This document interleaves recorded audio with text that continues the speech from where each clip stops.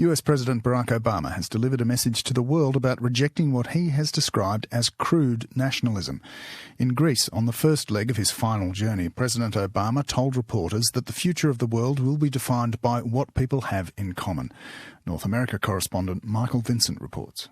In the birthplace of democracy, outgoing US President Barack Obama had a parting message for Europeans and Americans. We are going to have to guard against a rise in a crude sort of nationalism or ethnic identity or tribalism that is built around an us and a them.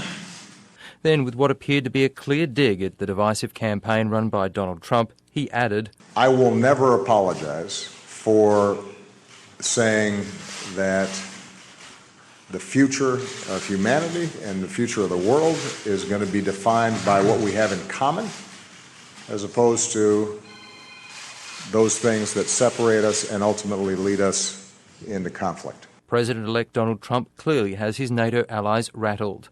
President Obama made a point of praising Greece's contribution to NATO. Despite its debts, it is paying 2% of its GDP towards defence. Whether President Trump feels the same way as he did during the campaign about making NATO members increase their payments to the organisation is another issue. He's yet to appoint a defence secretary. There's also public pushback from one senior senator about who Donald Trump may appoint as his Secretary of State.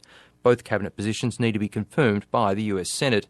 Republican Senator Rand Paul says he doesn't support two candidates being mentioned for the foreign affairs position, former US Ambassador John Bolton and close friend of Donald Trump and former New York Mayor Rudy Giuliani. John Bolton's totally unfit to be Secretary of State, and I hope that the Trump administration will say, you know what, he does not represent what Donald Trump represents, which is change. Giuliani shares most of John Bolton's statements towards Iran, towards the Iraq War.